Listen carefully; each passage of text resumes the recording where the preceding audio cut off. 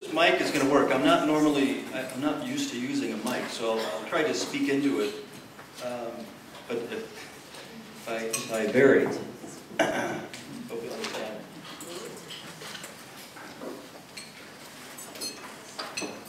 I'm going to have to hold it.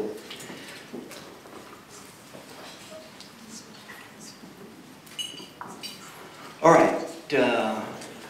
Mary Louise has come all the way from Victorville with her husband. You want to hold your hand, Mary Louise? Hi. How about giving her a hand? All the way from Victorville, got up this morning, in the middle of the morning, to come all the way down here.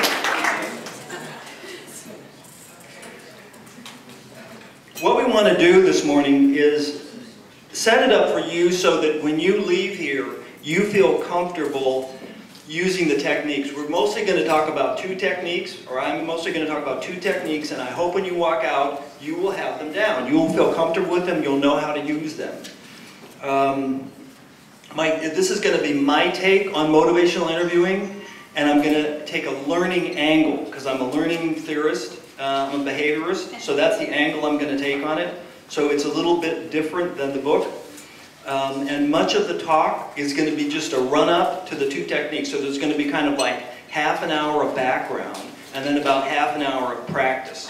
So that means you're going to be pairing up. There's going to have to be two of you. And if you're in some kind of an awkward seating situation, like the person in the front, if you want to, you could just turn around and you could either listen to the other two people, and I hope that's okay with the, the pair, or if somebody in the pair, like these two, one of them doesn't want to be the therapist or the client, then maybe this person can be. So just try to be flexible, but anyway, in the second half, there's going to be a practice session where you'll use the techniques. And also we're going to have a demo. As a matter of fact, I hate to take advantage of having sat next to you and talked to you, Mary Louise, but maybe you could be the person who can be the oppositional person, because I'm going to have a demo person. Yes, I'm going to be oppositional for you picking on me, yes. I told her to give me candid feedback at the end. I think it's going to be very candid. All right. Oh yeah, the last point is that on some of these slides there's a fair amount to read, but I know you could read them, and if you're like me, as soon as the slide comes up, you start reading. So for some of them, I'm going to have to read the whole thing, but for most of them, is it too loud in the back? Is it all right? Is it okay? It's better with the mic on. Okay. What I'm going to do when the slide comes up is I'm going to talk about it. So you can read it, I'll be talking about it, making my point, whatever that is. The first ones I kind of have to read. You'll see why. See if I can make this work. Okay, Monty Python. How many people know Monty Python? Good, about half the group. And Michael Palin? So you know him. All right, this is a Michael Palin bit.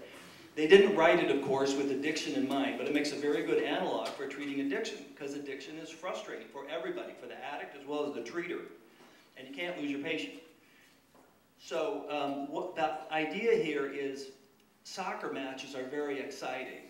Da, da, da, da, da, da, da, da. Novel writing, especially something like Thomas Hardy, is really slow.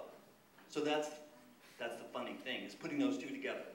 So anyway, Michael Palin came up with this bit, which we'll go through. Hello, and welcome to Dorchester, where a very good crowd has turned out to watch local boy Thomas Hardy write his new novel, The Return of the Native, on this very pleasant July morning. Huh? And here comes Hardy, walking out towards his desk. He looks confident, he looks relaxed, very much the man in form, as he acknowledges this very good-natured bank holiday crowd. The crowd goes quiet now as Hardy settles himself down at the desk, body straight, shoulders relaxed, pen held lightly but firmly in the right hand. He dips the pen in the ink. Wait, he's off! Oh no, it's a doodle. But he's off again.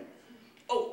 He signed his name. But he's off once more, and here he goes. The first word of Thomas Hardy's new novel at 10:45 on this very lovely morning. It's 3 letters. It's T-H-E.